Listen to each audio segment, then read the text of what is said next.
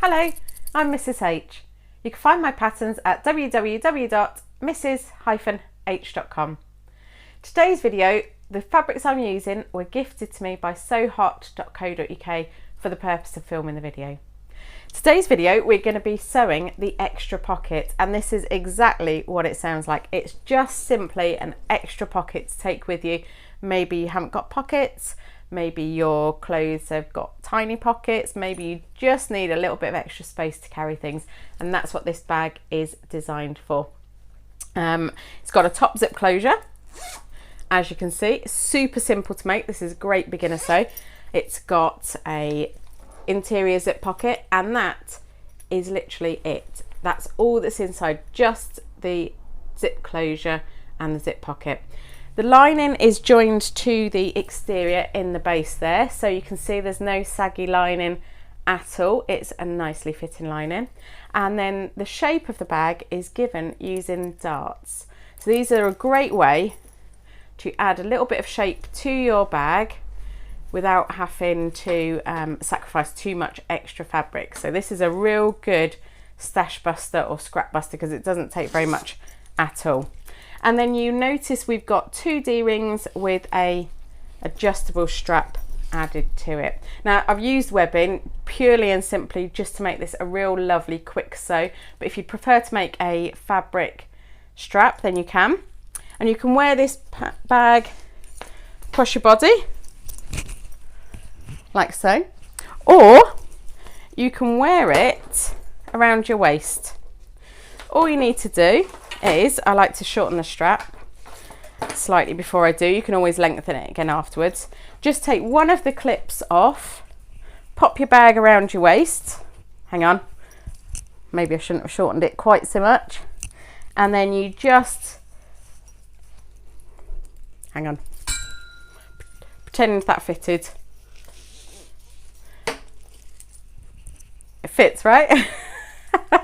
All you do is just snap the clip back on again, and you can wear that on your hip or around your waist. You can adjust it to suit, and I will pop the measurements in the pattern for you as well, so you can see how long that strap is. I've got two versions here with me. I've got one in this gorgeous Janet Claire star fabric, and one in just some plain cotton, so you can see the feature. You can see there you've got the darts, you've got the top zip closure, it's got a lovely little bit of bling, and then inside we've just got the zip pocket, and again that lining is lovely and tight fitting. This is a great pattern for beginners or a quick sew. If you're making market makes or gifts for people, you can always add a lovely bit of embroidery, or if you've got a lovely design in your fabric, this front panel and back panel is absolutely perfect for that. So gather your supplies together and let's get sewing. Right, first thing we're going to do is add our stabilizers onto our main panel. So here are my main panels. They're nearly square, so just make sure that you've got them the right dimensions. So they should be, yeah, so there's an inch difference. They should be taller than they are wide, okay? Now we're going to work on the wrong side, so I've already interfaced these, and I've cut out my darts from the bottom of the interfacing. And then on the stabilizers, I've got two pieces of my compressed fleece. This is non-fusible, and then on the wrong side, or the other side, I've got my Decaville light attached. Okay, so what we're going to do, we're going to sandwich that Decaville light in between the exterior fabric and the fleece. So we're going to pop it Decaville down onto the wrong side of the fabric and just line up all of those raw edges. Okay, and then what I like to do is turn it over to the right side and smooth it down, just so that you don't get any crinkles or wrinkles or anything. So I'm just going to pin in one corner and then smooth out towards the opposite corner. Add a pin in there, and then a pin in this corner, and smooth out in the opposite direction to the other corner and add a pin in there. Okay. Okay, and I'm going to do exactly the same for the other one. So I'm just making sure that my darts all line up. And then turn it over to the right side to smooth it out. Oh gosh, that's quite wonky. There we go. And then we'll pin and smooth, pin and smooth, pin and smooth. And we're just going to baste this stabilizer onto our main fabric, our main exterior fabric, just to hold it in place during construction. That's all. Okay. So I'm going to sew with my longest stitch length because I'm literally just basting it into place, and I'm going to sew around all 4 edges. Just be careful as you come to these corners because it will want to pucker because you've got no stabilizer there. If you prefer to, you can sew on the fleece side, that's no problem, and then you know where to stop and where to start. So I'm going to start here at the start of this dart, so up to the top corner. Leave my needle down but lift my presser foot, pivot, sew to the other corner and down to there, and then I can sew along the bottom as well. I'll do it on this side. We're going to use a, let me double check what seam allowance we are going to use. A 1/4 inch, that's 6mm seam allowance. I'm going to start with my needle down so that any time I stop it stays down. You don't need to back stitch at the start and the end of this one because this is purely just to hold everything together while we're sewing our bag or our extra pocket.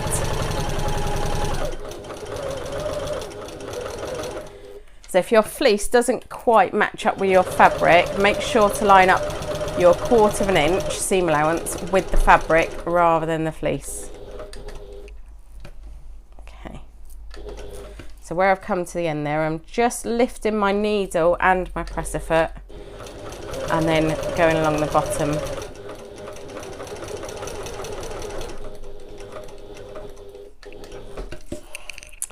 Okay, you trim those ends. Doesn't seem to matter how much I trim my ends, there'll always be a stray thread at the end. I'm just going to snip through that extra stitch that I've got there in the corner, and we'll do the other one, just so that we are all in order.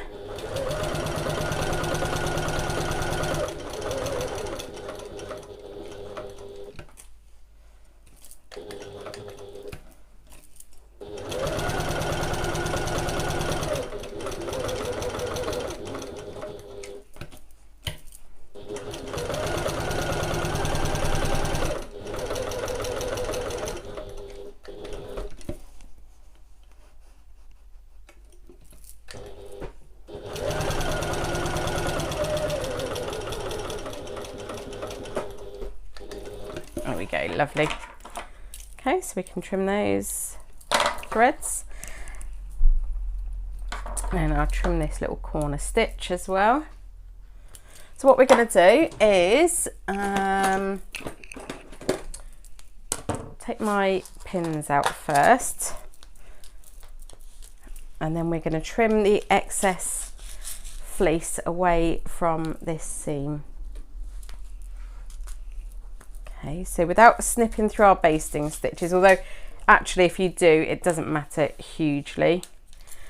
I'm gonna, with my fabric right sides down, I'm just gonna fold back this extra fleece and then just trim along this seam line as close as I can without cutting through the stitches, and that's just going to reduce a bit of bulk. This is such a small little bag, don't really want the extra bulk of this fleece in the seam allowance, just help it sit a bit nicer. Okay.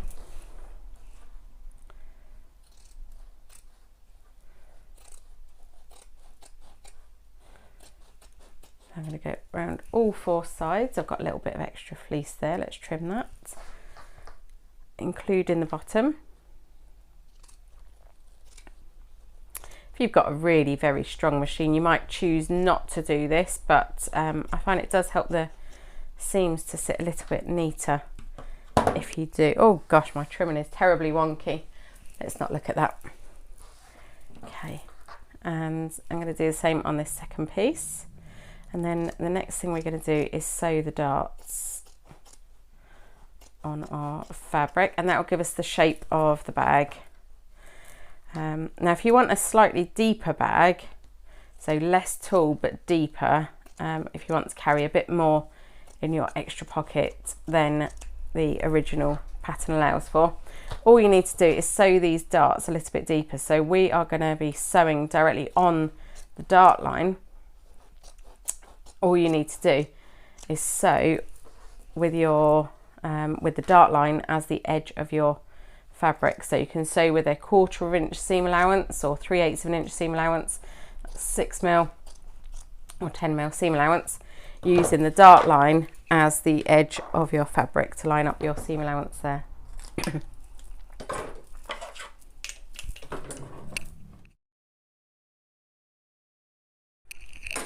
Okay, so all we're going to do then is we are going to fold these fabrics right sides together along that dart line.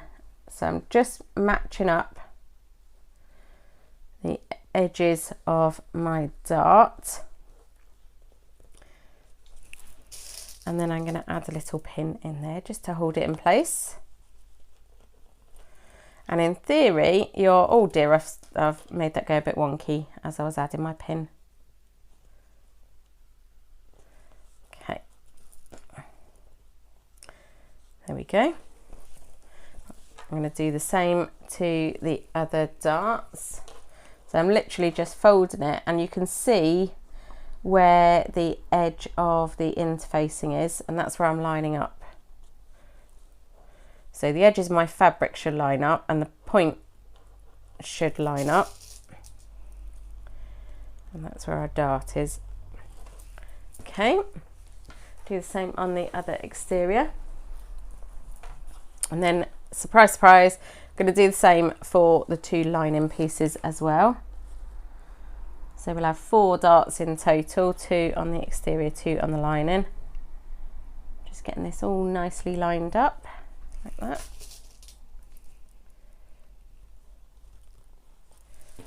And then this one as well. It sometimes helps, I think, to fold it along the point from the corner, and then make sure that your side and bottom edges are lined up, and you'll find that that usually then helps line up the dart.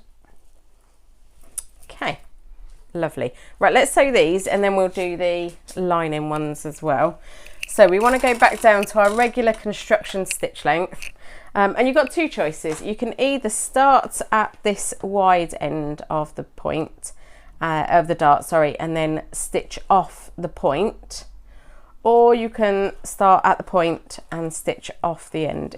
I don't think it actually really matters, as long as you don't suck the fabric into your sewing machine. I'm actually going to start at the point, although I did put my pin in upside down for that to work. So all we're going to do, I've got long thread tails here. I'm going to put my needle down, and instead of back stitching, I'm just going to sew all the way along that dart to the end, and then I'm going to leave my thread tails long again, and we're going to tie these off rather than do back stitching, because I think that gives it a much neater finish. Oh, again, I've put my pin in as though I was starting from the other end. Let's see if I can manage to do this without catching it in my under my presser foot.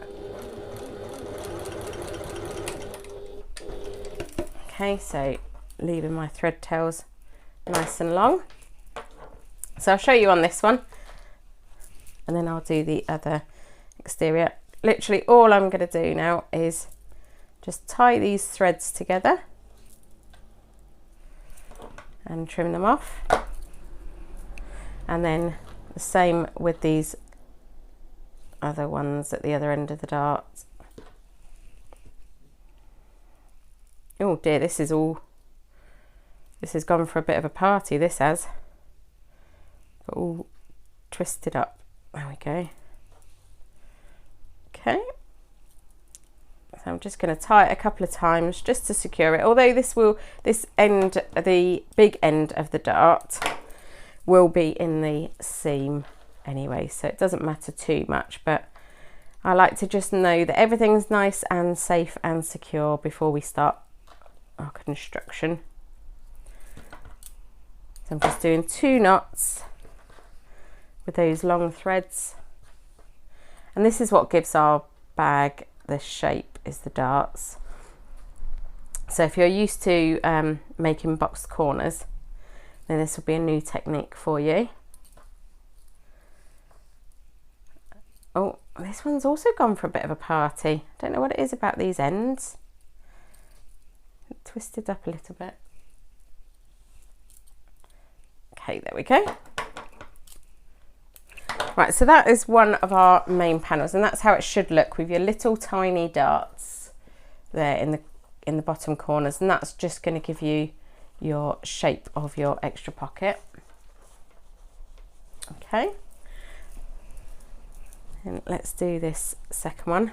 Again, I seem to like putting my pins in the opposite way to what I really should.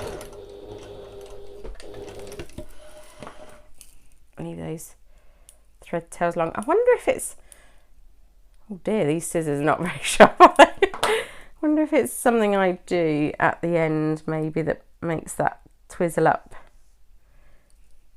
Who knows? Let's see if I can. It's still twizzled. I suppose it probably doesn't matter if you tie it with it twizzled, but never mind. Okay, I think this is the most long-winded part of the bag, is doing these 4 darts. After this, it's all plain sailing. Okay.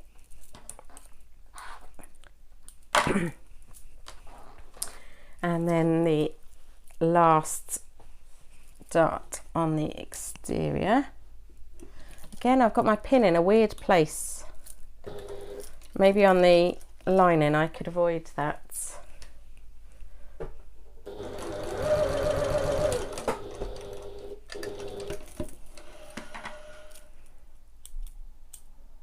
Might need to get some new scissors. They're not very sharp, these ones, are they?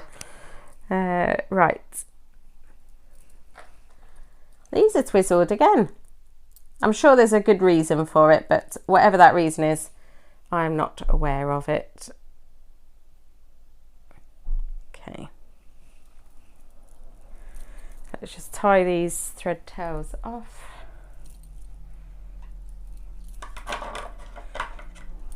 And at the point of the dart as well. Okay, lovely. So that's our exterior with the darts done. Now what we're going to do is, obviously we're not with these scissors because they're not very sharp. Let's get some other scissors. We're going to pop our scissors in through this dart, so into that point of the dart, and we're just going to snip along that dart until about 1/4 inch or 6mm from the point, and we can flatten those dart points out. Then that will just give you a really nice neat finish. I'm just going to trim these overhanging bits, and what I'm going to do actually is I'm going to add a little clip just to hold these open so that I don't have to press it just yet. Okay, I'll fold that open. Probably I've turned it to the right side before I trimmed. There we go.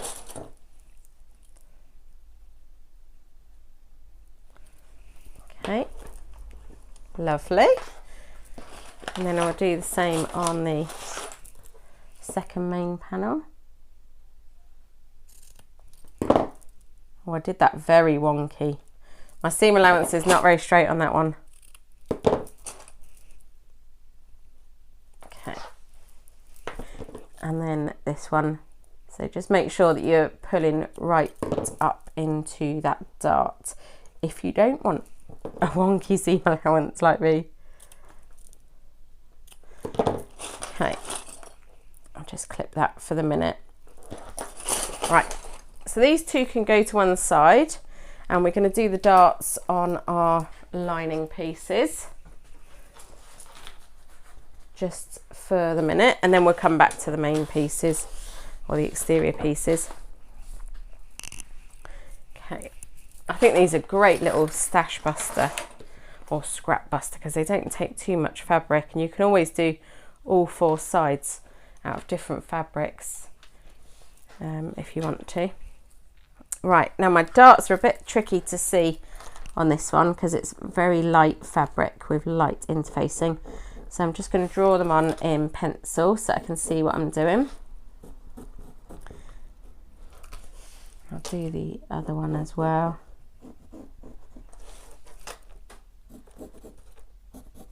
There we go. Okay, right. What do we think? Do we think I'm going to be able to do these, pin these without putting my pin in an annoying place? Probably not, because I'm doing them from that side and then sewing them from the other. What about if I put the pin down there? Yeah, that works. Okay, let's try it the other way this time. So I'm just matching up those dart edges, sides, legs, dart legs. It's probably a technical term for them that I don't know. Edges works though, doesn't it?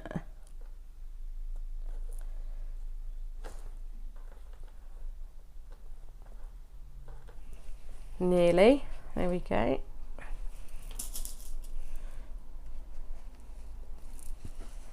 Okay, and the last dart.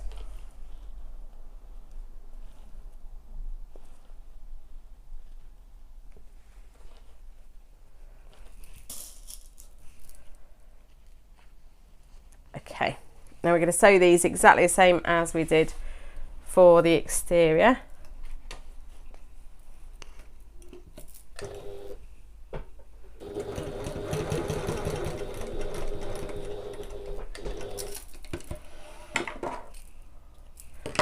Might sew them all and then tie them all. See if that's any less long-winded.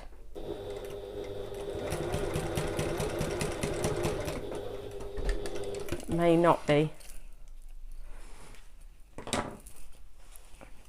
The sewing is the quick bit, isn't it? It's all the other bits afterwards.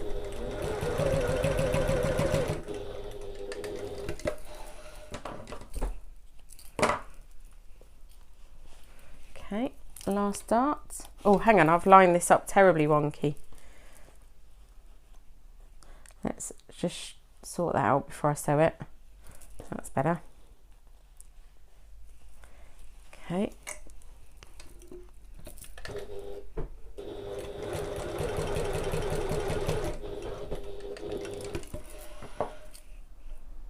Oh, nearly trimmed that off a bit short then. Okay, so pins out before I catch one of those. And then tie these threads off. I feel like it might be a good idea to fast forward me at this point. Although, if you're sewing along at the same time, then you are probably also getting a bit bored of tying threads off now.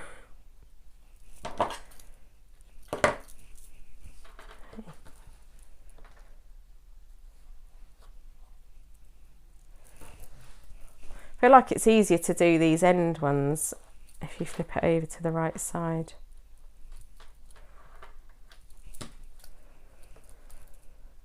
Okay.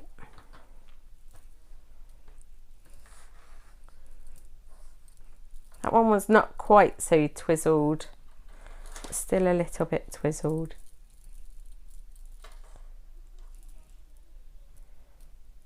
Just talk amongst yourselves for a minute.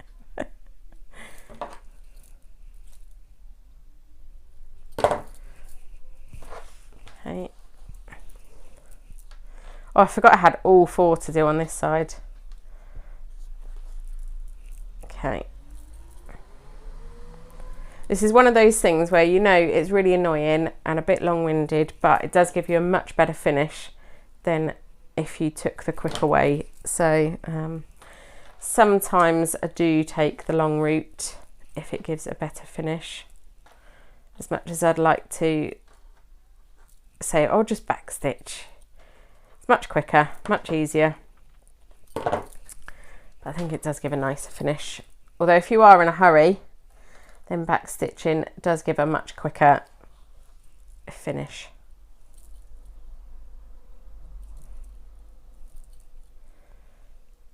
Okay. Nearly done. And lost the ends on this one.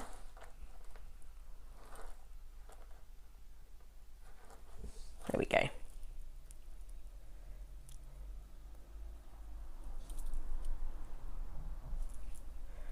Oh, nearly done. So nearly done. Okay. Right, so now I'm going to trim these darts. So I'm going to pop my scissors in to the dart and pull against that so that I can make sure that I'm snipping it evenly. And we're not going all the way to the end of the dart point. About 1/4 inch or 6mm away is sufficient. There you go. Right, let's press these, because this is our lining, and will look a little bit neater. Probably don't have my, no, I don't have a little seam roll or anything up here. Let's fold this tea towel up.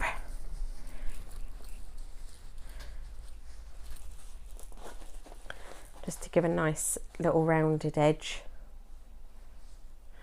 We'll give that a little press. Now I'm sort of back to front with this little tiny iron. There we go. Okay, so literally all I'm doing is just pressing these darts open. They're nicely colour coordinated with my tea towel, so they're kind of disguised a little bit and you can't see what's going on. After it's pressed, then you can just trim these extra little bits of the darts off.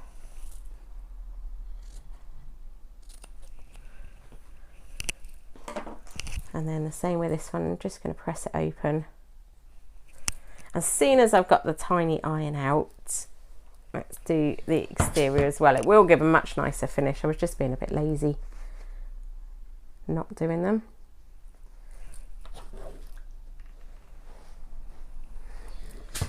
There we go. So it does help, they do look much neater. Okay, trim these extra bits off. You can pop the lining to one side for the minute, because we're not going to need those just yet. We're going to work on the exterior first, and then we're going to work on the lining. Okay, just give these a little press on the wrong side just to help them sit open nice and flat.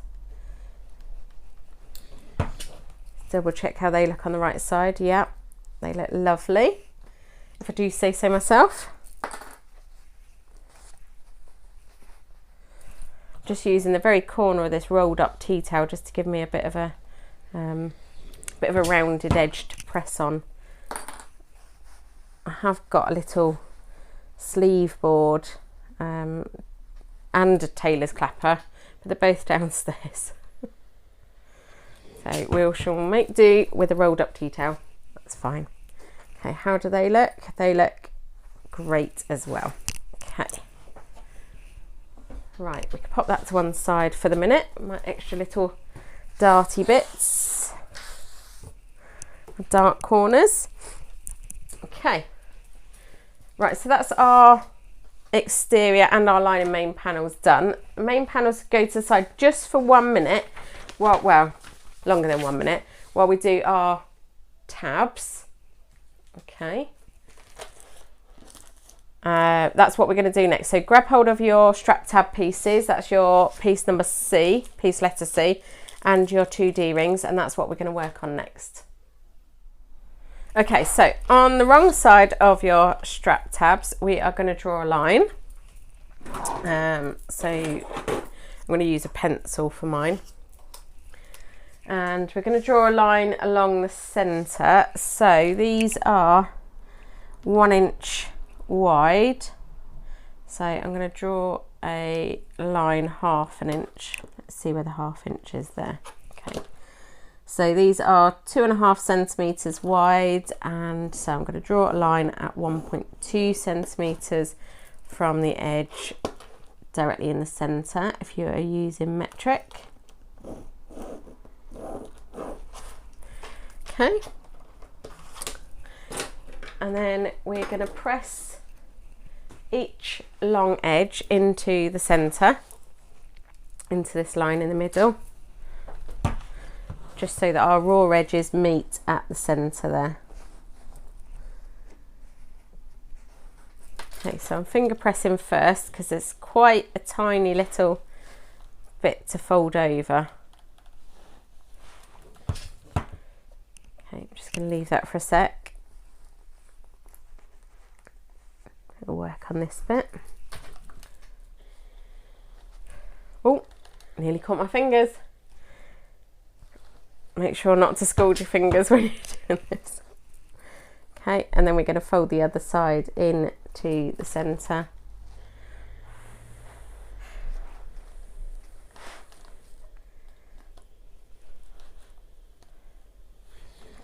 Okay, and then what I like to do is just leave it upside down to cool down, and then I know that they're nice and neat, those ends. Now, I did nearly catch my finger last time, so let's do this a more sensible way and use a pin. I have got some little finger guards, but I haven't used them for so long I couldn't tell you where they are. They may well be downstairs along with all my other useful things. There we go. Okay, there we go, lovely and neat. So what we're going to do is we're going to stitch along each long edge 1/8 of an inch or 3mm away from the edge. I'm going to use my top stitching stitch length for this one. There's no need to back stitch at the start and the end because this is just decorative. We're going to do it on both strap tabs, so I'm going to do one side first.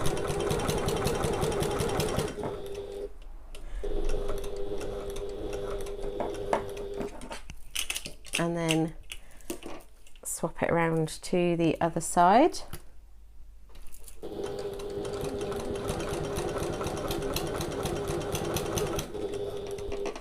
As that comes out, I can snip that and pop it back in again. Just feed it through. Lovely. Okay. Grab hold of your little tiny D-rings. You can change the size of these if you haven't got this size to hand. You can always change it. And all we're going to do, we've got the raw edges on the back there of our strap tab. Just going to push that through to the centre, and we'll just sew along that edges, those open edges, open ends. That would be a better way of describing it, wouldn't it? Open ends, just to hold the rings on. Which side? There we go. My fabric is so lovely and detailed, couldn't work out which was the right side then.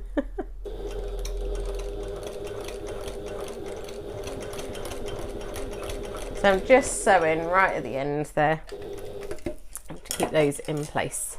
Okay. Now I'm going to sew as close as I can to the D-rings, just to stop them twisting when in use. So I'm going to sew as close to the end there, or as close to the ring as I can.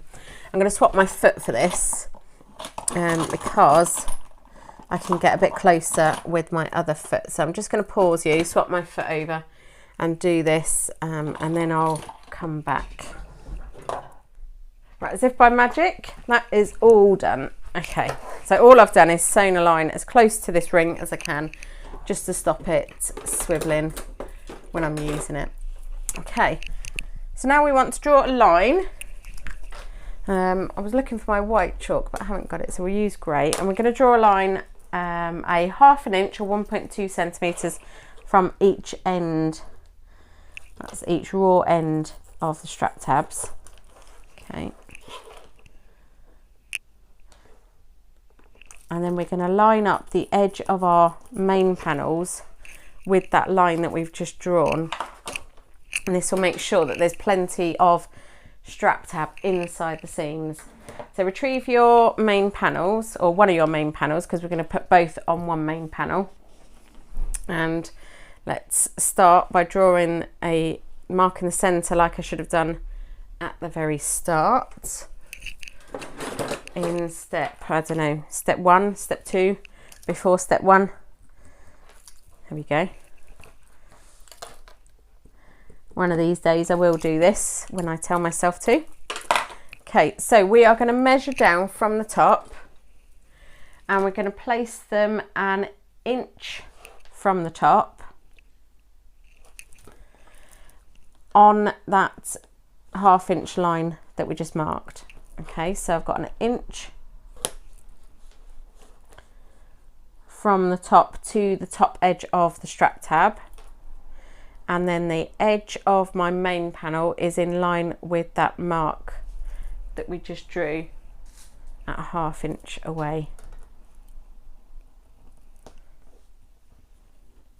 Okay, and then all we're going to do is just sew this into place, well, baste it into place really, but I'm not going to bother changing my stitch length because I don't want to risk not changing it back.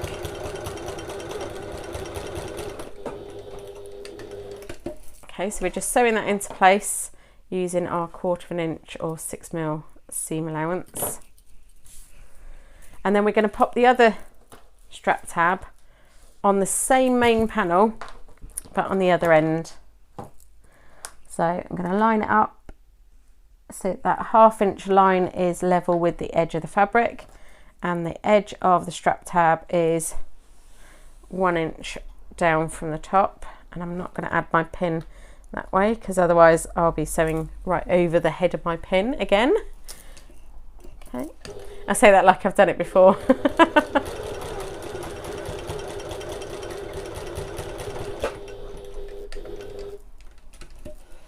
Okay, lovely. So when your extra pocket is finished, your strap tabs will just be hidden in the side seams like so. Okay, so we've put them both on the same panel, and that's fine. Right, we'll pop this to one side then and retrieve the strap. We're going to get the strap done now. I usually leave the strap till last, so this is a bit of a unusual thing for me. So I've got my webbing, and I've got my 2 swivel clips and 1 strap slider. Okay. I'm using Emmeline Bags hardware, which is my favourite to use because of the quality. You just know exactly what you're getting. Okay. So this is lovely and easy. Webbing is such a lovely, lovely, lovely way to make a strap because you haven't got to sew the strap. Makes it an absolute pleasure. Right, so what we're going to do then is we're going to take one end of the strap, and I've actually melted the ends of my webbing to stop it fraying. And we're going to pop that through one side of the strap slider and out the other side, and then fold it over so that it looks a little bit like that. So you've got the raw end of the webbing there, and then the right side of my strap slider is facing up. So my wrong side is the side where you've got the, I suppose the back of this middle bar. So I've got the right side up. Now let's fold it over by 1.5 inches, which is approximately there. And then we're going to sew this into place as close to the end of the strap as you feel comfortable. And I'm going to back stitch a couple of times. So I'm going to sew all the way to the end, back stitch all the way off again and back again. And that's going to be under the rest of our strap. So don't worry too much about the fact that you've got a couple of lines of stitching, but do try and make it neat. Here we go. Okay. Then all we do is we get the loose end of our webbing. I could either do with tidying up my work area or having a bigger table. I think a bigger table might be the answer. So what we're going to do is slide on a swivel clip onto the loose end of our webbing. Okay. And then that looks like the picture in the pattern. Okay. So then making sure this is not twisted, I'm going to pop this raw end through the strap slider over the end that we've already sewn and back out the other side. Okay, so what you should have is hidden in there, you should have your raw end of your webbing, and then on one end we've got our swivel clip, and then on the other end we're just going to pop that through our second swivel clip and fold it over by probably 1.5 inches. That's 3.8 centimeters if you're working in metric. And then I can sew this into place as well.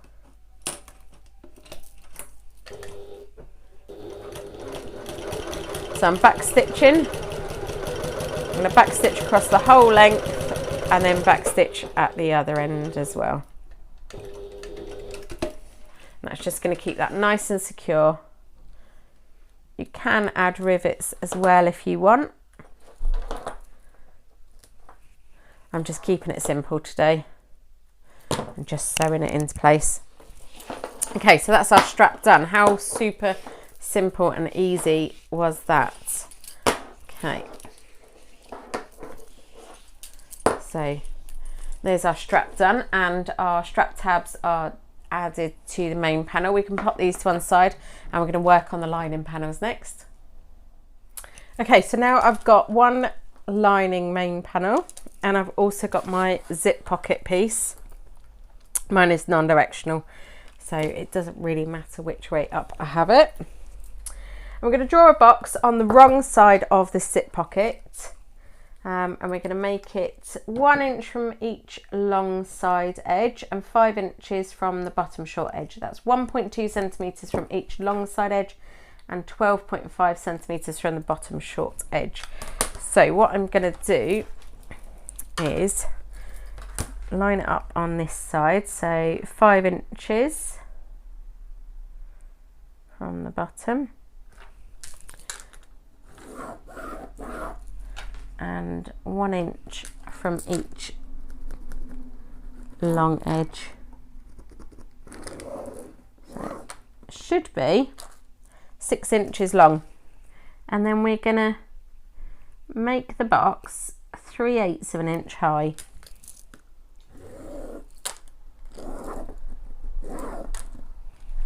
Okay, so there's our box. That's 6 inches long, or 15.25 centimeters long, and 3/8 of an inch or 1 centimeter high.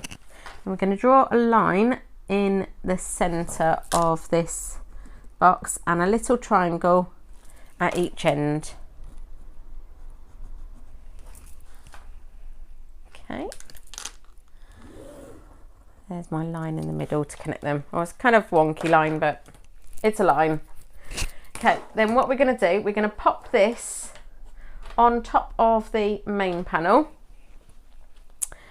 and let's mark my center of my main panel, and then we know we're getting everything nicely lined up. I'm going to place this. Do you know what? Let's mark my centre first, and then I'll tell you where we're going to place this. Right, we're going to place this 2 inches from the bottom edge. Okay, so right side's facing. Make sure it's all nice and centred, and that's going to be 2 inches or 2 inches 5 centimetres. Had it on the tip of my tongue there. From there, line up my centre. Lovely. Okay, and I can add a couple of pins in here just to keep it in place while we're sewing.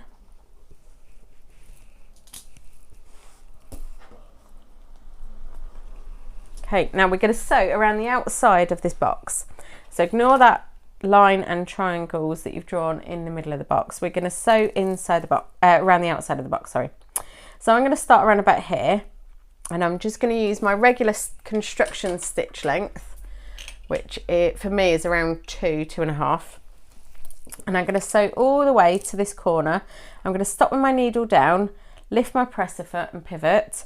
Sew along the short ends, do the same again, pivot, and then all the way back round to where I started. And I'm going to overlap my stitches, just a couple, so that I don't have to back stitch. Okay, and the reason for starting in that top edge is it's easier to start on a long edge, and if I start in the top there, it's not quite so noticeable because I'm going to start my top stitching later in the bottom edge. Now as you approach this corner, if you think you're not going to quite get there with the stitch length that you've got, then just pause a minute, decrease your stitch length right down and take a couple of tiny little stitches or a little tiny stitch just to get right into that corner. So that's what's going to give you a nice neat finish on this zip pocket. Okay, and then I can go back up to my construction stitch length.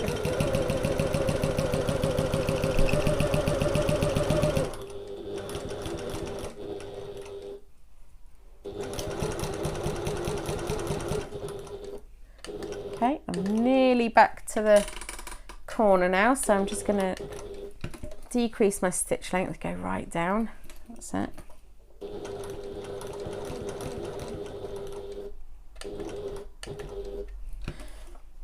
And then back to where I started. Just overlapped a few stitches, and that will just secure that without having to back stitch.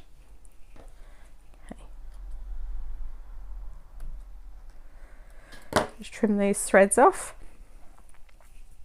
Oh, lovely and neat. That's probably the neatest I've ever done a box around a zip pocket, so I was obviously trying really hard. Okay, what we're going to do now is, before we cut anything, we're just going to steam press these stitches with my tiny travel iron. Give that a little steam press. There's not much steam coming out. I think I've run out of steam.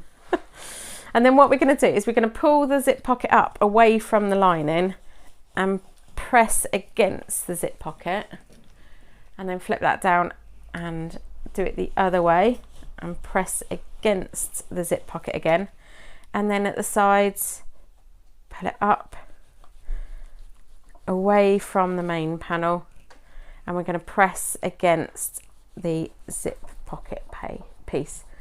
Okay, right, what we're going to do then is we're going to flatten it all out and cut through this box that we've made. Okay, so make sure that everything's nice and flat, and all we're going to do is just very carefully cut a little snip, and then I'm going to cut along this centre line to the point of my triangle, and along the other way to the point of the triangle. Okay, and then we're going to cut along each arm of the triangle into the corner as close as you can get to the stitching, but without going through the stitching. Okay.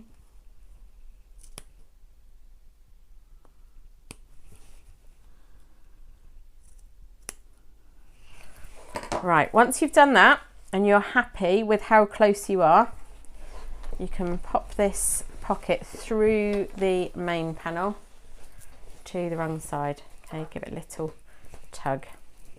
Now we're going to give this a press, and you might be tempted to press it on the wrong side, on the pocket piece panel first, but don't do that because there will be some creases in the corner.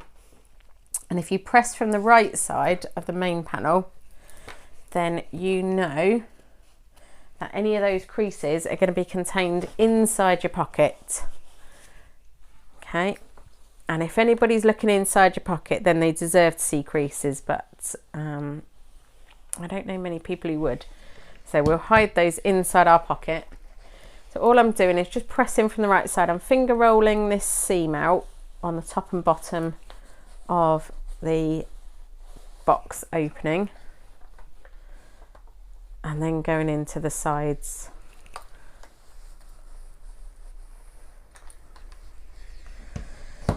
Okay, and then on the wrong side we can give it a little bit more of a press. You can see there on the wrong side, those are the creases. Now you're inevitably going to get creases when you do a zip pocket like this, so just knowing that you're going to get creases helps you control where they are. See, on the front, that's completely crease free and lovely nice little finish.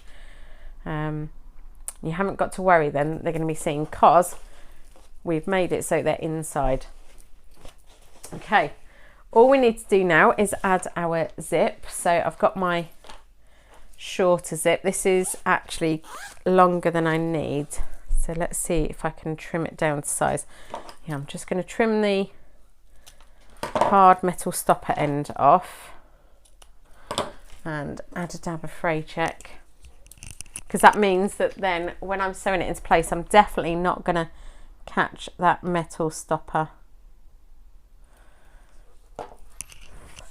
Just give that a little blow to dry off, and 8 inches there.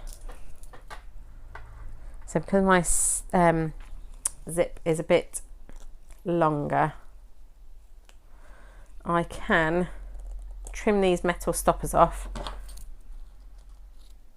and know that when I'm sewing it into place, I'm not going to have any metal bits under my needle then. Right, okay, so on the wrong side, this is where we need our double-sided basting tape. So on the wrong side here, we are going to add double-sided basting tape to the top and the bottom of the box. Oh, right, tape is obviously not very sticky. It's a bit damp in the studio, and I think that that does affect my tape. It seems to lose its stick quite quickly.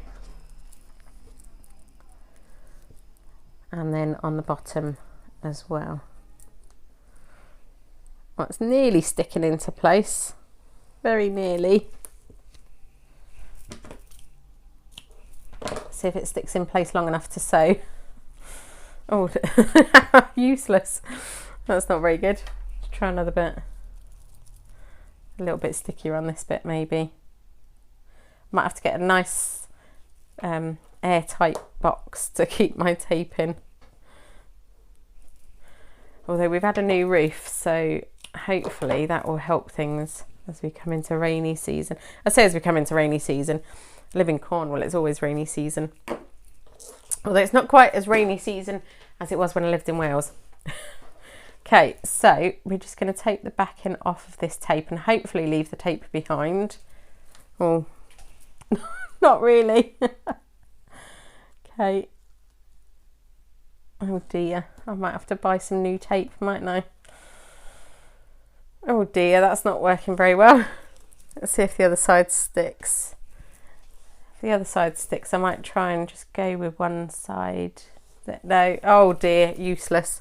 Right, I think I'm going to have to hand base this in place. So I'm going to pause you while I hand base this in place. Basically, the principle is we are going to pop this showing through the box that we've just sewn, like so. And then you just make sure that on the right side it's nice and even showing through that box there. Okay, and then we're going to sew that into place, except I think I need to find a bit more tape. So I'll be back in a minute. Right, I actually went downstairs to get some more tape, so we're all right. Right, we're all basted on and ready to sew. Now I'm going to start sewing here-ish, because I think that's a very unnoticeable part to start sewing on. And we're going to sew 1/8 of an inch or 3mm away from the edge. We're going to sew all the way around the outside of this box. Make sure all your layers are nice and flat before you pop them under the machine. And then I'm going to start with my needle down. I'm using my top stitching stitch length, and there's no need to back stitch. I'm going to leave my thread tails long, and then I'm going to tie them off afterwards, as if we haven't had enough tying off. Okay, so as I approach my zip pull, stop with my needle down, lift my presser foot, move the zip pull out of the way, lower my presser foot and keep going.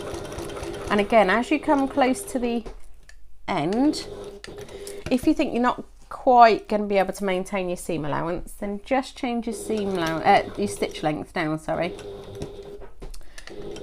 to a smaller stitch length. Get right into the corner there, and then pivot, change your stitch length back up and carry on. Okay.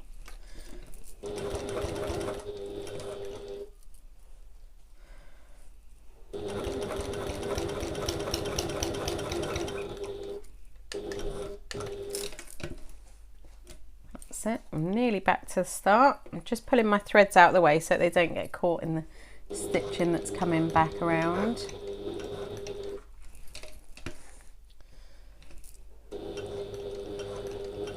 Okay, and then sew back to where you started from. Oh dear, I think my bobbin threads ran out. I'm not doing very well today, am I?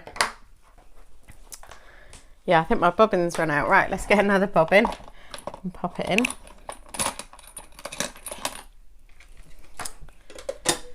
This is the problem. See, we're using thread colours that you've already been using. You run out on your bobbin thread and don't realise.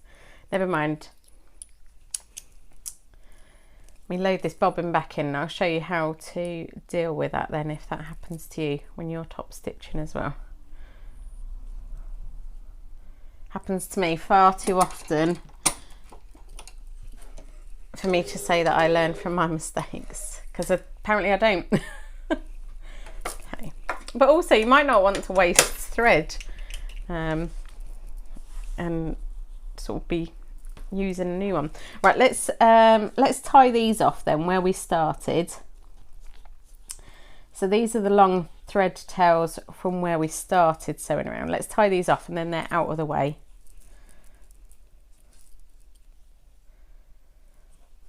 Okay, so I'm going to just sew a couple of little knots.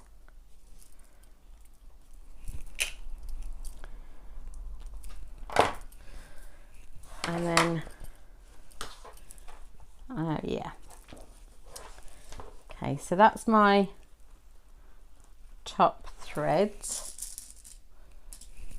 sort of done one extra little stitch. Okay, so I'll see if I can get that through to the back. It's a little bit tiny, so I'm not sure if I'll be able to tie it off, but we'll get it through to the back at least. Well, I don't know.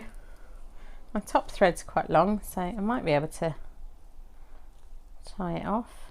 Let's do one knot, okay. And two. Oh, excellent. Okay, right, that's tied off. Great. So let's trim that. Okay, so what I'm going to do then to solve this is I'm going to start stitching where my stitching ends. So on the right side, I've left my thread tails long, and I'm going to pop my needle down on top of the stitch that was the last stitch, and then just take a little couple of stitches, pivot and carry on as normal.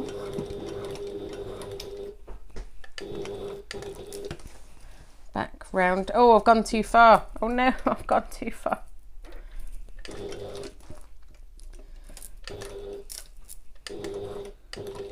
Okay, let's go back in time. And then I'm back where I started originally. Okay, so we'll leave these thread tails long again. Let's do a bit more of that old tying off that we all love. Okay, so firstly, where my bobbin ran out and we've started again, let's tie those two off. Those are very long. That's nice and easy to tie. So from the front it won't look any different, it will just look like the stitching continues, and we've managed to hide the disaster that has seemed to have fallen on this video. Oh well, at least you've seen that these things happen and how to deal with it, so that's okay. Of course I could go back and edit it, but I'm not going to, because I think that's that is actually really helpful to see things like this sometimes, and then you know how to deal with it yourself. Okay, right, so there we go. My zip is nicely sewn in. I'm going to trim these ends because they're a little bit long, just so they match up, just slightly shorter than the end of the zip pocket piece. I'm going to add a little dab of fray check to that, just because we cut this off and we don't want this to be unraveling inside. Okay, so before I go any further, the first thing I'm going to do is move my zip pull to the center at least. Okay, once that's open, leave that open, don't touch it again. Okay, and then we're going to fold the top of the zip pocket down to meet the bottom, and I'm going to pin it in these corners here, and we're going to leave a turning gap in the bottom of this zip pocket. So let's pin. Now I'm only pinning through the zip pocket layers, I'm not pinning through the main panel layers, okay, because we're only going to sew the pocket layers together. Okay, so to indicate to myself where to start and stop stitching for my turning gap, I'm going to add a double pin in there. Oh look, and they're red. Red means stop. That was very well planned.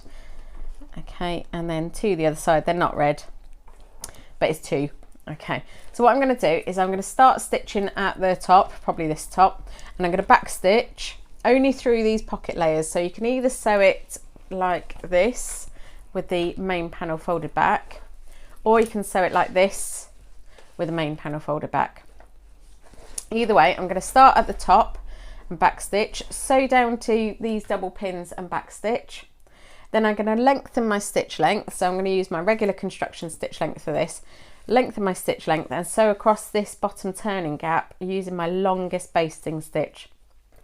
Then I'm going to change back down to my construction stitch length and sew from these double pins back up to the top again, okay, and then we'll be able to have a nice seam line to follow on that turning gap later on. Okay, so I'm going to sew from this side. Oh, pull my threads back to the back. Okay, I'm going to start on my needle down. I'm using my regular construction stitch length and I'm back stitching. Okay, I'm using the regular 3/8 of an inch or 1 centimetre seam allowance, but you could get away with a 1/4 inch here, 6mm, if you wanted a slightly bigger pocket. Okay, so I've back stitched at those double pins, increasing my stitch length.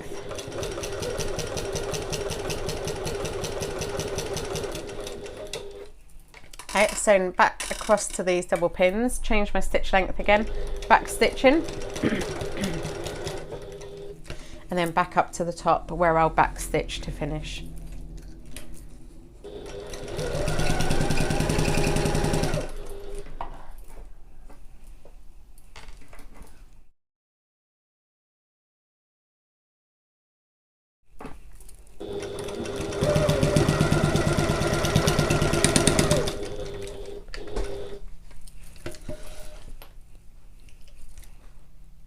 Okay, let's trim these thread tails.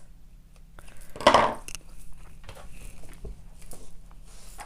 take these pins out. Okay, now before we go any further, I'm gonna just press this turning gap so that when we come to take those stitches out later, we'll have our nice seam line, a row of stitch holes ready to follow. Okay, so how does that look? Let's have a look. Lovely, it's a pocket. Ta-da! That's exactly what we want. Okay, so that's our lining complete. What we're going to do now, we're going to prepare the zip, and then we're going to pop the whole extra pocket back together. I say that as though we've unpicked it. I hope we haven't unpicked it. We're going to pop the whole extra pocket together, and then that'll be our bag done. So the next thing you need is your longer zip or your larger zip, and all we're going to do, if you have got a continuous zip and you've got an open end at the end of your zip, just stitch across that end to stop the zip pull coming off while you're using it in construction. I've got a closed end zip, so I don't need to worry. And then the open end, you're just going to fold it so that the teeth or the tape here goes off at a right angle. So all I'm going to do is just fold in half and then at an angle so that the end of the zip just goes off at an angle. Okay, so I'll show you that again. I've just folded along the end there and then back up at an angle so that the end of the zip tape there, if you're using continuous zip, then your teeth will go off at an angle like the pictures in the pattern show. And on the wrong side, you can see we've got a 45-degree angle there where we folded it back. Okay, so once you're happy that that's nice and neat, then we're just going to use a hand needle just to add a couple of stitches. You can do this under the machine if you prefer, but I think it's a little bit easier for once actually to use a hand needle. We're just going to add a few stitches just to hold everything in place down the sides. This won't be seen, this will be in your seam allowance, so don't worry too much if you're a bit messy at hand stitching. How could I even get that tangled? I've done 3 stitches and it's tangled. Hand stitching is not a skill of mine, but it just holds it in place. Okay. And then we're going to do the same to the other side as well. So this goes off at an angle. And before I stitch this other side, I'm just going to close the zip and make sure that those 2 ends match each other. Yeah, that's pretty good. Once you're happy with that, add a couple of stitches in just to hold it in place.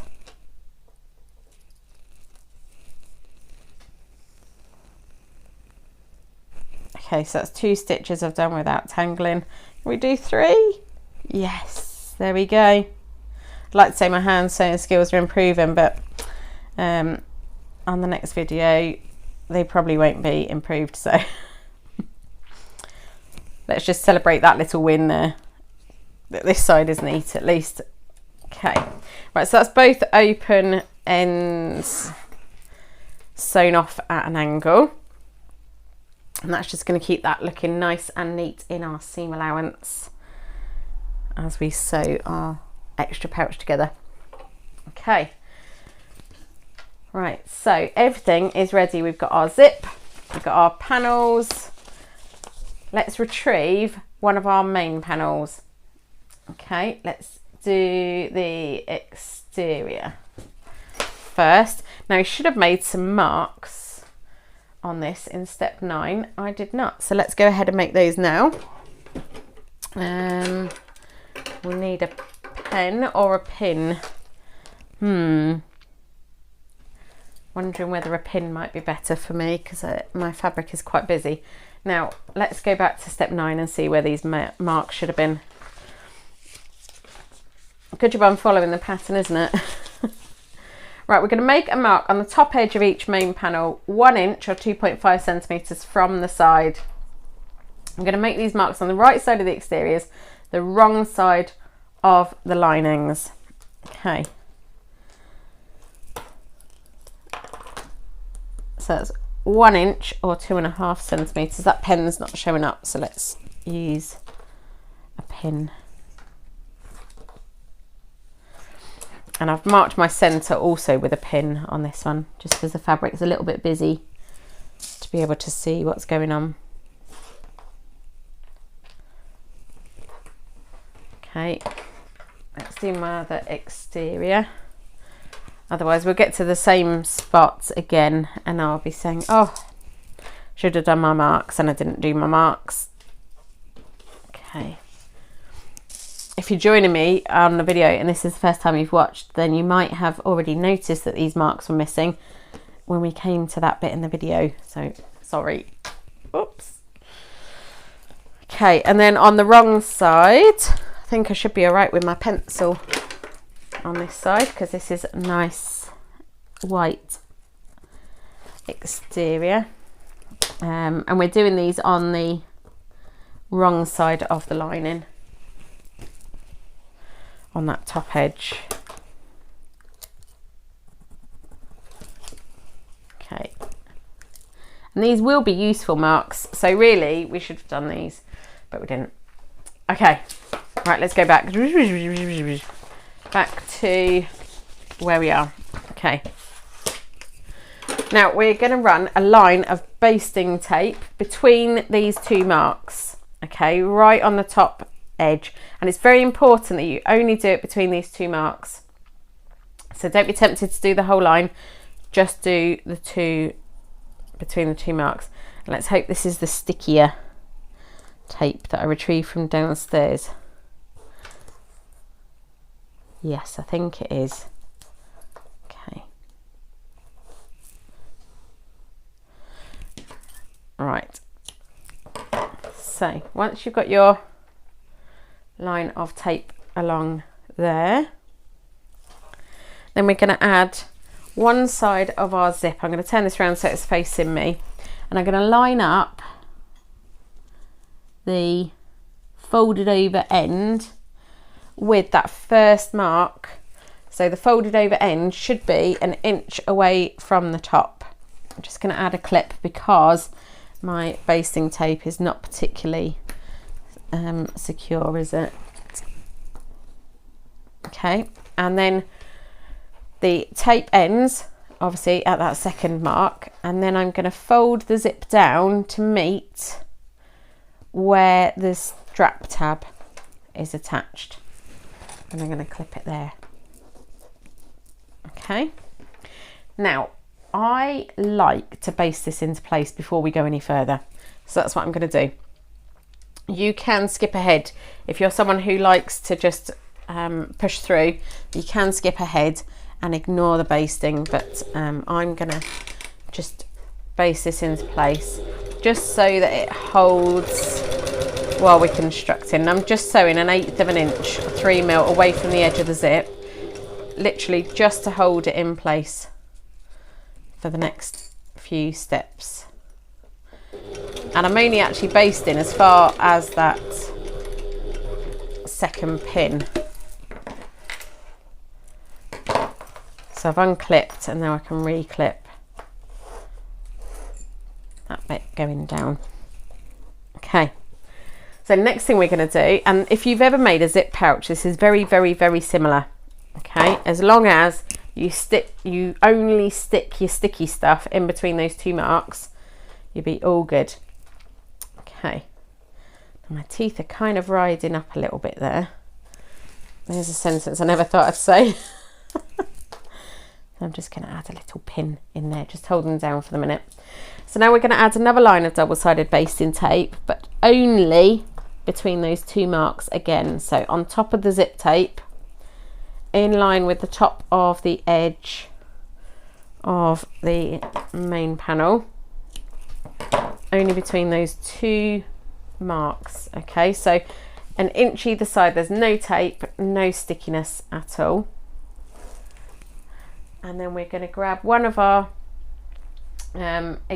lining panels. Now let's have a think. So if the zip is going to open that way, this would be my front, so I want my one without my zip pocket on. Now this is your personal choice here, okay? You can choose whichever panel you like to go on this one based on whether you're right-handed, left-handed, how you like your zip to face, all of this. Okay, so I'm just adding my clips again to hold it in place.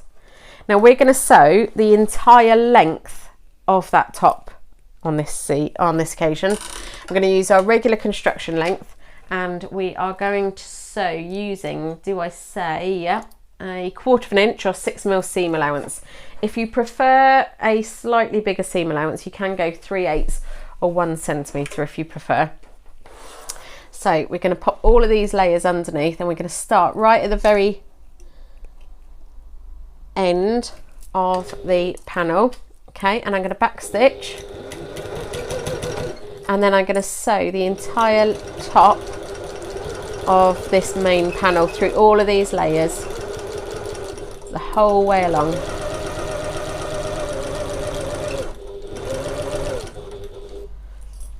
Okay, it seems I didn't tell my autopilot that I was sewing at a 1/4 inch seam allowance, and I've sewn this with a 3/8 inch seam allowance.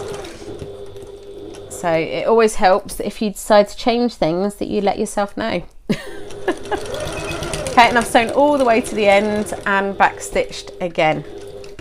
Okay, so that's all the way from edge to edge. Okay, we can take these pins out now. Oh gosh, that one got stuck to me there. And then we can fold this back, double check that that was an appropriate seam allowance. That was 3/8 inch, so that's fine. And check how we're looking. Looking good, looking good. Okay, what we're going to do now is we're going to press this. So just make sure, finger roll your layers so that your lining is on the back there. And we're going to give this a nice little press to make sure that everything stays where it should, but do not top stitch just yet, okay? I'm telling my autopilot do not top stitch there, because I'm very good at ignoring that and forging ahead and thinking I know what comes next, I'm going to top stitch this. But on this one we're not going to top stitch it just yet. We're going to top stitch it after the other layer is added as well on the other side of the zip. Okay, so we're just making sure that all my layers are nicely flat, just giving that a little press all along that whole length of the zip. There we go, lovely, nice and neat. Okay, phew, it works. Okay, now we're going to need our other piece, our other exterior main panel. And we're going to do exactly the same again. So firstly I'm going to add my tape, but only between those two marks again. We don't want anything sticky either side of those, okay? I want at least 1 inch either end that is unsticky in the seam allowances. Oh dear, I nearly did it then, didn't I? My autopilot is working very, very well today. Okay, so just between the two marks there. Okay, and then we're going to pop the other end of the zip, and you've just got to kind of ignore the fact that you've got half the bag attached to this end of the zip at this point, and we're just going to pop that there, line up the edge end of the zip, your folded over end, with your mark that's 1 inch in from the end, my first pin, and then all the way along, just adding my clips just to make sure that it's held in place. And then I'm going to baste this in place before I go any further. So I'm just going to baste it between the two marks, and I'm using 1/8 inch or 3mm seam allowance just to be sure that my stitching is hidden.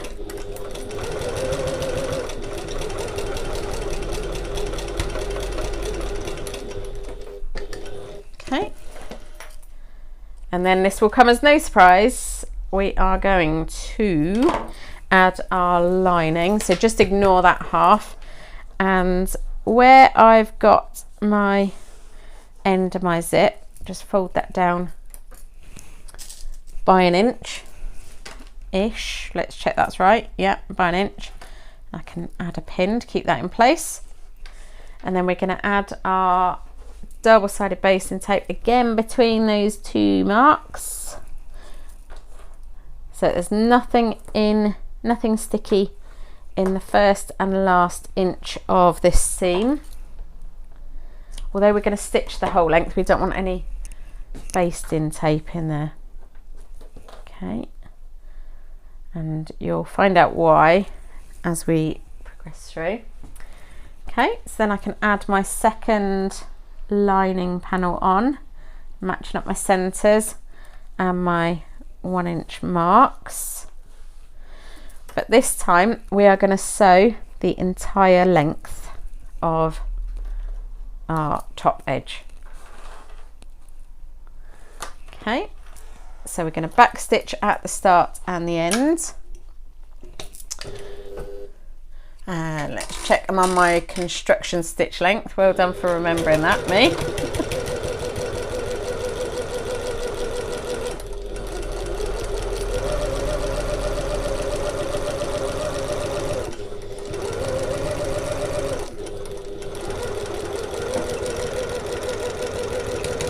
Okay, and all the way to the end and back stitch again. Okay, let's trim these threads.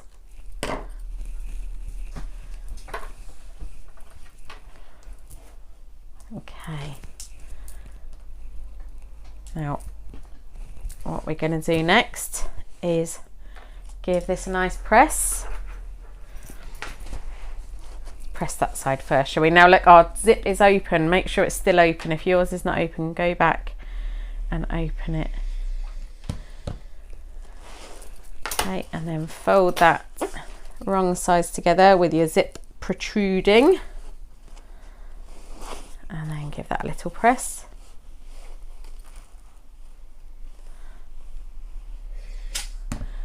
Okay. Very nice. Right, let's check that's all nice and neat. Looks neat to me. Okay, do not top stitch. Okay, don't be tempted to top stitch. Don't be tempted to top stitch. Don't top stitch. Okay, do you think my autopilot might have it yet? Don't know. Right, zip open, and this zip is open as well. Let's close this at least, well, leave it at least halfway open, but it is helpful if it's closed a little bit because it will keep all your layers together. And then we can tuck that zip in just temporarily, hold it in place. Let's add a pin to keep it in inside. We know where it is then during construction. Okay, now all we're going to do is fold these exterior to exterior and lining to lining. Okay, so if you've made a basic pouch, zip pouch, you know where we're going with this. The only difference is when we come to where the seams meet, we are going to open these seams up. Okay, so if you want to give them a little press, you can. If you're happy just with finger pressing, you can. I'm just going to clip these open for a minute just while we're working with this. Okay, so what I like to do is I like to finger press these open and then line them up with the corresponding seam on the other side, and this is what's going to give us our really nice neat finish around the top. Okay, so on this side again, just going to finger press open our seam allowances. It would help if I'm on the right side. And then we're going to line that up so that seam is perfectly matched to the seam on the other side. There we go. Okay, now also double check that your D-rings are facing in at this point. And I can tell you for why. when you come to sew the rest of it, if your D-ring's poking out, then you will break a needle and it will go shattered, flying everywhere, and it's a bit stressful. So don't do that. Okay. So all we're going to do then is work our way around the seam, matching up the edges, exterior to exterior and lining to lining. And I'm going to match up my darts next. Match up my dart points so that they are perfectly matched together on the exterior, because that's the bit that's going to be seen now on the exterior. And then just even it out all the way around the exterior so that matches up nicely. I might add a few more clips just for comfort, just so I know it's not going anywhere. And you can turn this over, turn it around, don't worry about manipulating it however you need to, just to make sure that you are happy that all of those edges are nicely lined up. Helps if you throw a few clips on the floor, it's also good. Right, so let's double check our lining zip is open. Yep.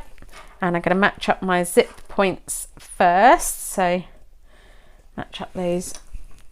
Did I just say zip points? I meant darts. Match up the darts first. Okay. And then match up the rest of this lining. Now there's no need to leave a turning gap, because we've left our turning gap in the bottom of the zip pocket. Okay. Make sure my lining layers are together there. Yep, they are. Okay, and then this last edge, making sure it's nice and lined up. Nice and neat. Okay, so what we're going to do now, we're going to sew around the entire perimeter. Make sure that your D-rings are in and that your zip end is nicely in. The tail of your zip, that's pushed in quite well. That's good. Doesn't really matter where you start, doesn't really matter where you finish, as long as you go all the way around. You don't need to leave a turning gap, as I've said. You can, if you want to, taper from a 3/8 of an inch seam or 1 centimetre seam to a 1/2 inch or 1.2 centimetre once you get onto this lining piece, as long as you taper back at the other end. So I am going to start, who knows where I'm going to start. Let's start with the lining. And I am going to start halfway down the lining so that it's not a particularly stressful place for me to start. I haven't got to worry about any bulk or anything. I can start here, and I'm going to back stitch at the start and the end, even though I'm going to cross over as I come back, and I'm going to sew around the entire perimeter of the bag.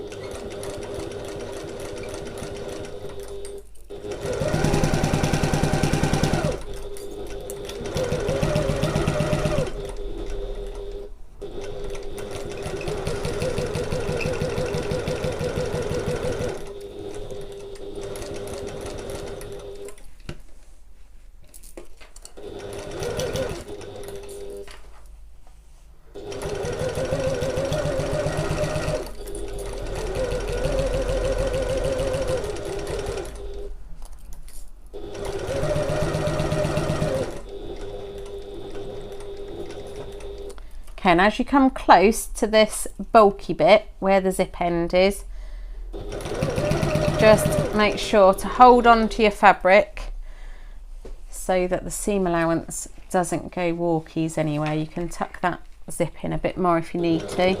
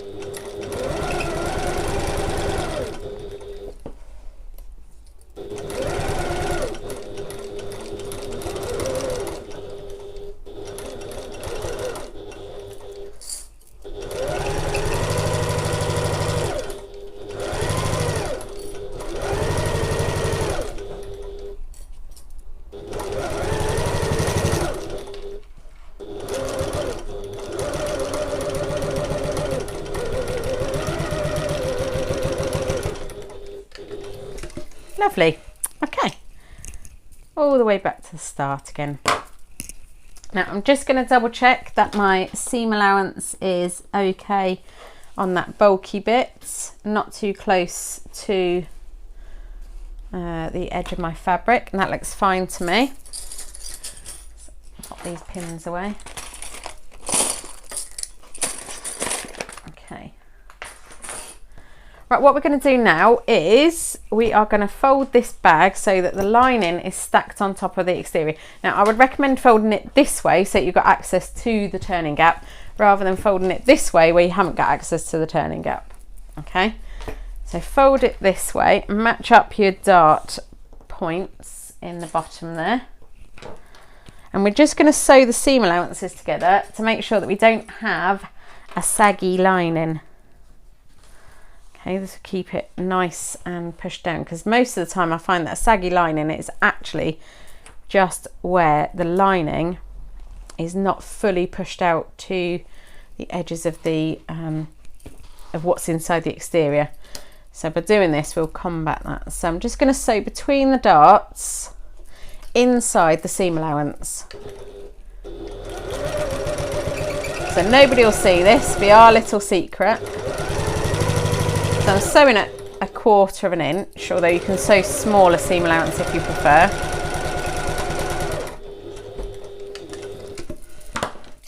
Okay, and don't worry too much if it feels like the exterior is all bunched up on the other side, that's fine. Okay, so just double check my stitching is inside my seam allowance. Yep, great. Right, now we can unpick this turning gap where we've stitched over the turning gap and then pressed it.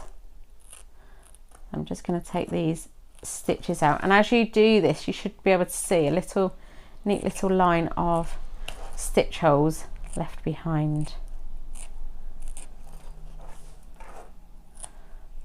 Okay, so do this all the way along. You could do this a lot quicker than me, but apparently I'm very slow at unpicking. I'm surprised actually, because I have had plenty of practice unpicking, so I would have thought I'd be quite quick. Maybe things are just a bit slower when you're doing them on video. Okay, now we are going to turn this whole pouch out, or bag, pocket, through this hole in the zip pocket. Okay, and give it a good old tug through there, and we want it to be exterior side out. Can unpin my zip now. Once you've got it most of the way through, you can always reach in through that turning gap and push it out, or you can just gently, I say gently, just give it a tug. Really. Okay. Now don't forget, your lining is actually attached to your exterior, so as you push out the exterior, the lining is going to come with it. Okay, so don't be alarmed. You can push right into the corners there. You will need to push from inside the lining rather than the turning gap to get those corners pushed all the way out, because your lining is attached to your exterior in the seam allowance there. Right, it's looking fab already, but we still need to top stitch, and to get a really neat finish, what we're going to do is reach through your turning gap and just make sure that these seam allowances here where they meet are still open. Check that's still open. I don't think that is still open. If it's not still open, reach through and open it.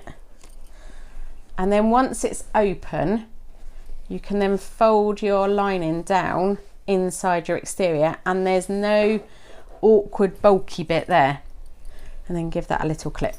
Okay, and that's the secret to really neat ends on this one. Okay, so my seam allowances are not open anymore here, so let's open those out again.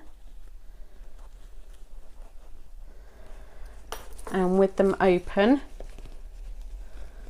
fold down so the lining is inside the exterior. Lovely. Okay, so we can pop the rest of that inside the exterior. Let's double check that I haven't forgotten anything before we do our final top stitch. Okay, now if you want to give it another press, you can. If you're happy that you are still nice and neat, all we're going to do is sew around the entire top edge using our top stitching stitch length and sewing at 1/8 of an inch or 3mm away from the edge. Now, because I have got a flatbed machine, I'm going to turn mine inside out so that I'm still sewing on the exterior fabric. Okay, if you've got a free arm, then you can just pop it on as it is. This will need a good press afterwards, won't it? But my lining is nice and not saggy, so that's good. Okay, now just to be sure that all my layers are down inside, I'm just going to smooth that down and add a couple of pins just to make sure that the exterior is still where I want it to be. It's not all bunched up around the top. And the same on this side. Just smoothing that down inside with my hands.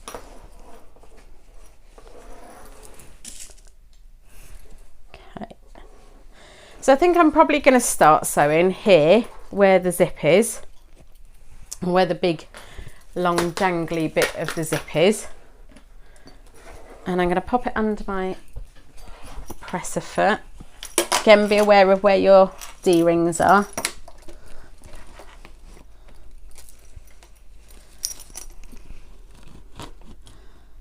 Okay, and I'm going to start with my needle down using my top stitching stitch length, and I'm sewing 1/8 of an inch away from that top edge there. I'm going to sew all the way around the whole top edge.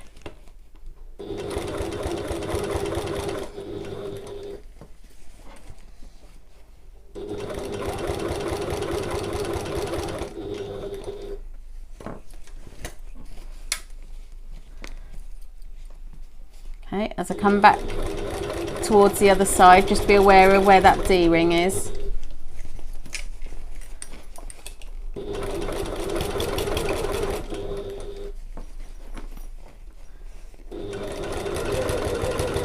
Just manoeuvre this fabric however you need to be able to sew a really neat top stitch around the outside. Ah, look, I can see where I started. I can see my thread already, so let's pull those to the back and tie them off now before I go any further. Very handy,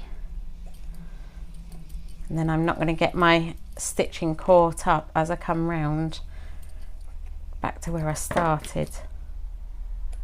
Okay,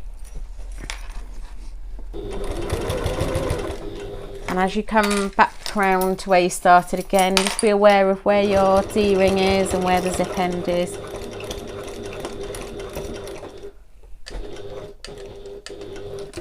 Okay, I'm going to leave my thread tails long again and pull those out to the wrong side, to the back, and tie them off.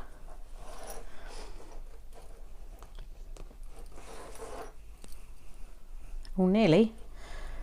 There we go. I'm just going to tie these off. And then all that we need to do is close the turning gap, give it a nice press, attach our handle and our zip end, and we are done. ready to use our bag. Okay. Right, so while my bag is still inside out, I think I'm gonna sew my turning gap closed while I've got access to it. Okay, so all I'm going to do is just fold under the seam allowance where we basted before. Oh dear, except I have apparently managed to sew mine into my side seam, so that's no good. Let's take these pins out before I catch myself on them. And then I'm going to trim the seam allowance of my zip pocket away from the seam allowance of my bag.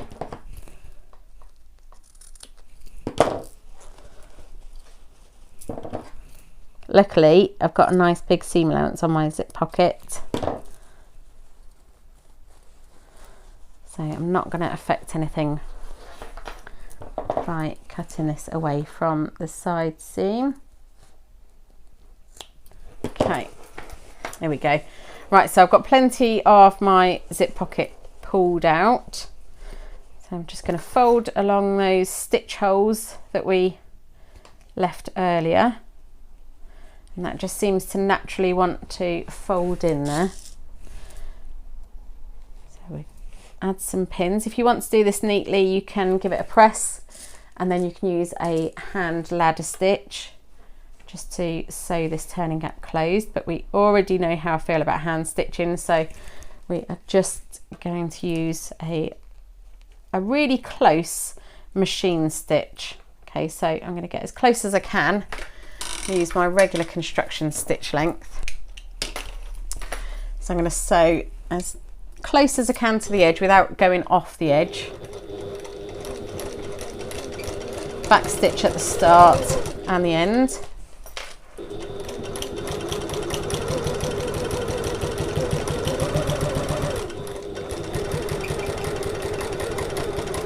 All the way along. Lovely. Trim these extra threads. I'm looking forward to turning it out because we're very, very, very nearly done now. Okay, pop your zip pocket back in, and we're going to turn this bag right sides out.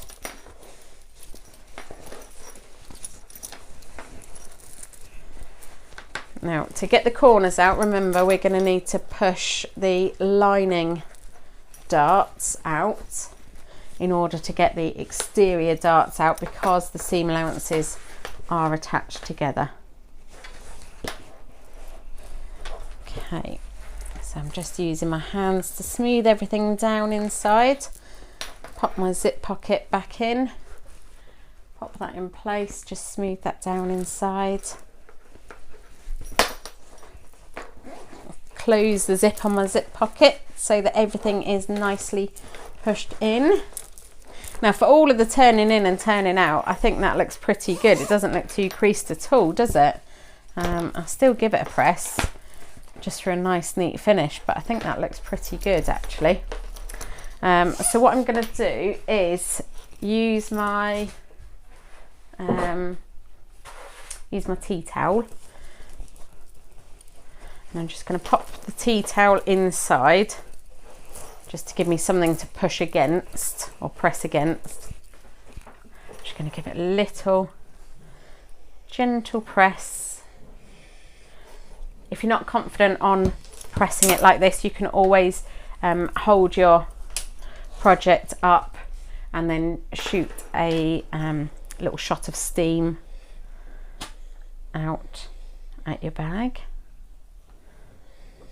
Okay, right, that looks great. Okay, so double check inside. Inside looks good as well. Give that a little press inside if I can get in with my tiny little iron. Yep. Don't think I'd be doing that with my normal big iron though, so that's good. Okay. And then last thing to do is attach our zip end. So retrieve your metal zip end and you're going to need a screwdriver. Now I quite like the fact that in my patterns I tend to show a picture of the screwdriver I've used, because then when I come back to make them again I can just pick up the same screwdriver and know that it's the same, hopefully. Now my zip is super long, so if yours is super long, then decide how much you want to leave extra. So I think it doesn't need to be that super long. So let's see how long if I left the 2 inches as suggested by the pattern. I think that's plenty actually. So I'm just going to trim that zip off. So I'm leaving 2 inches spare. You can leave longer than that if you prefer. Add a dab of fray check. Make sure your zip pull is inside that when you trim it off. I know it sounds obvious, but it's not always. And sometimes autopilot does trim zips off with a zip pull on the wrong side of it. Okay. So let's open this up. The great thing of adding this zip pull this last minute or right at the end is it's not going to get scratched during construction while we're sewing our bag. Okay, there's my little tiny screw. Let's see if I can add it onto the screwdriver. Yeah, okay. Now the end of the zip, all we're going to do is fold one half back and under, and then the other half in half and under, so that it forms a nice neat little packet of zip. Okay, I'm going to trim these extra little threads off, pop that into the metal zip end. Pop sounds better than shove, but basically I'm going to shove it in there. Make sure everything's in on the wrong side. Might get a little flat screwdriver. Just make sure that all of those layers are pushed in.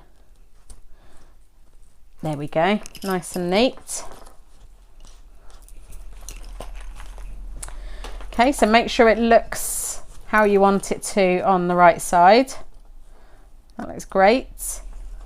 You can add a dab of glue inside the zip end once you're happy with the fit. Mine is just a sample though, so I'm not going to add any glue for the minute. And then all we're going to do is just screw this screw into the zip end.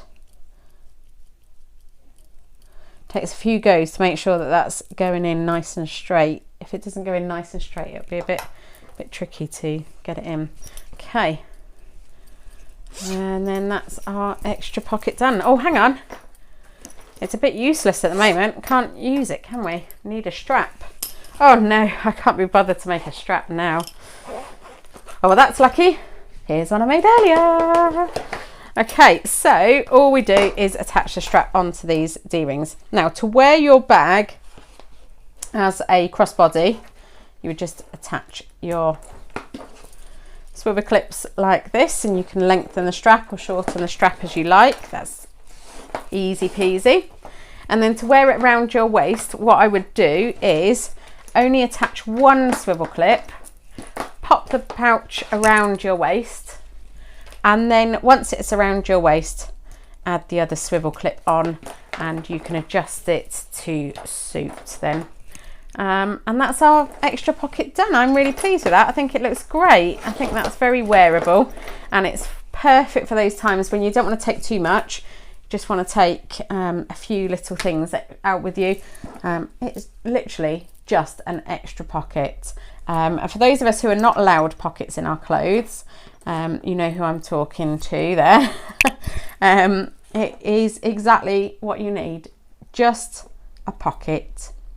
So I hope you've enjoyed sewing this bag with me. I've really enjoyed it, and I love my extra pocket. I think it's turned out great. I hope you make one as well. If you do, please do tag me at Sewing Patterns by Mrs H. I'd love to see what you make.